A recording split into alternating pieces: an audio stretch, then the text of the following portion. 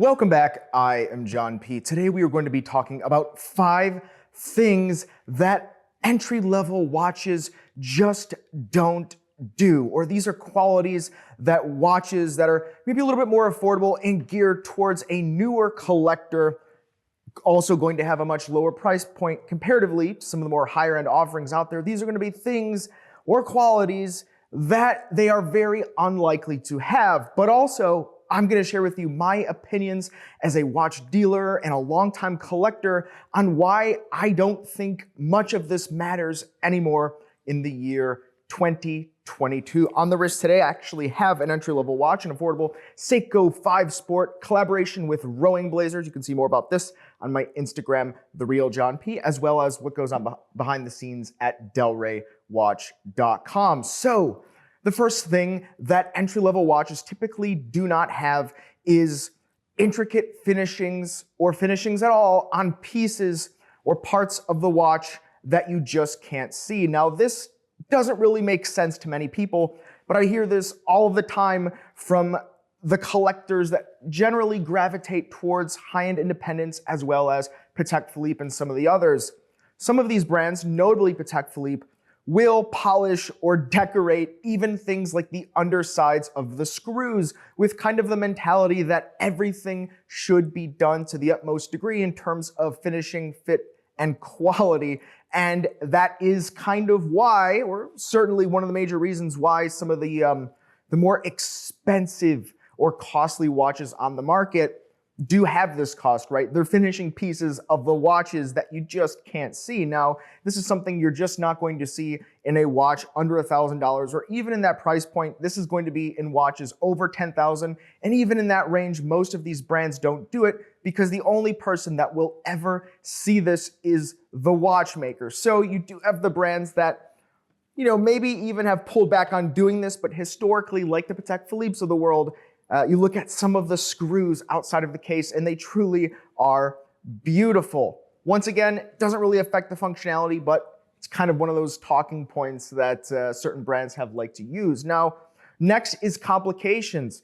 In entry-level watches, complications are pretty rare, especially mechanical watches, right? To put a complication into a watch, it does take expertise unless you're popping a module onto a stock movement, something like a Netta with a module, but then even then the modules can become expensive for the watch manufacturers. So putting those complications, mechanical complications into a watch just bump up the price, but not only the price of the watch, the price of the servicing of the watch, right? Even something as simple as a chronograph, $1,000, right? A chronograph full service can sometimes cost $750.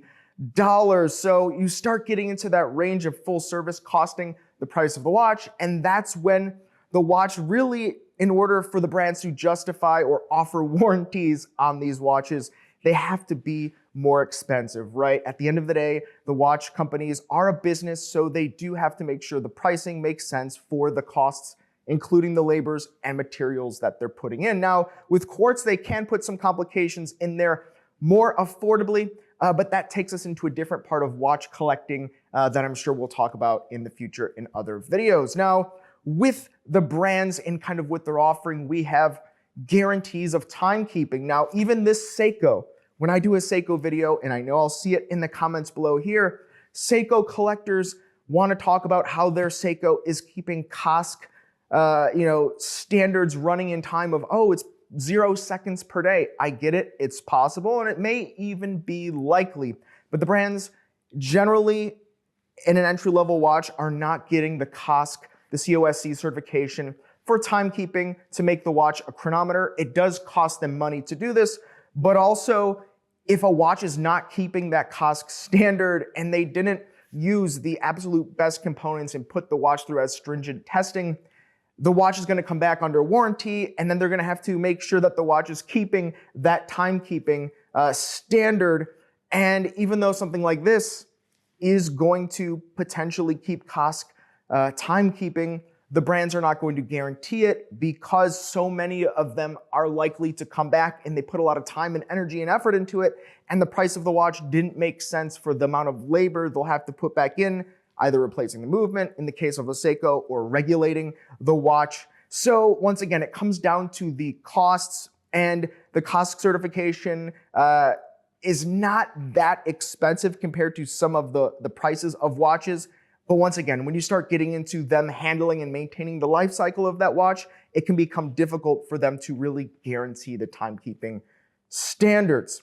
Now next, it's pretty rare to see precious metals with watches that are more entry level. Some brands have gotten into different things like, platings or more advanced coatings and platings of gold. Think, Frederic Constant and some of the others. But generally, if you see a watch that is entry level, it may have a ceramic coating, a DLC, or a PVD in kind of a gold tone to kind of give you that look of gold without paying the premium price of gold.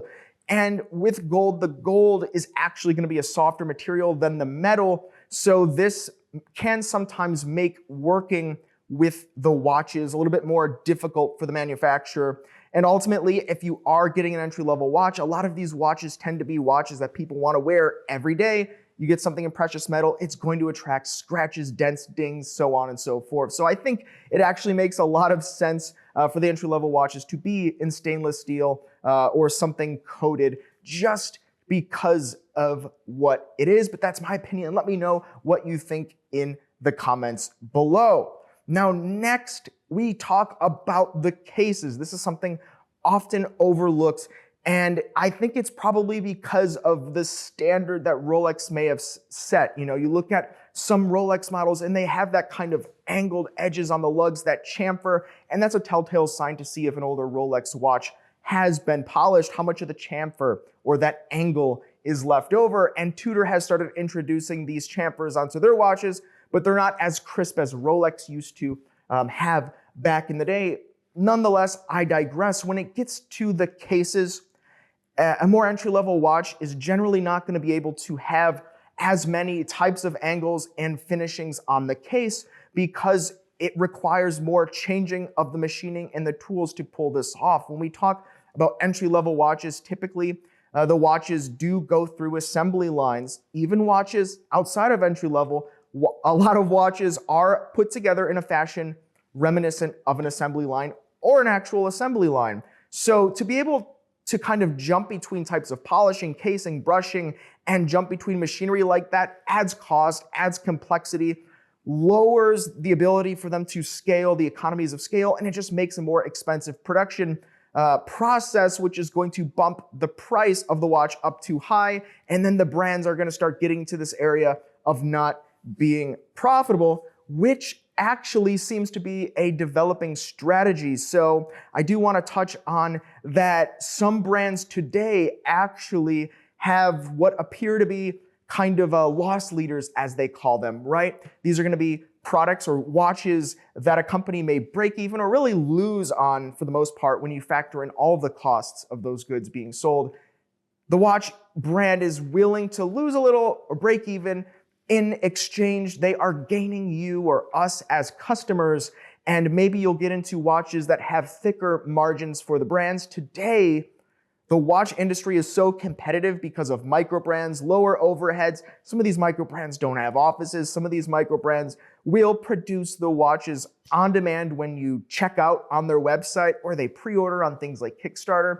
So if you go up against something like a Tissot and they have these, these Tissot PRX, which everyone is raving about, how can they pull this off at such a low price point?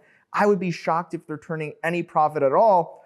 But that does kind of get you to look at the brand, get you pulled in the gateway, and maybe into some of their higher end offerings that have a thicker margin. So I'm seeing this strategy come out. I think it makes sense, but I also like it because for us as watch collectors and geeks, it allows us to kind of get into some watches at pretty interesting price points that in the past would be unheard of.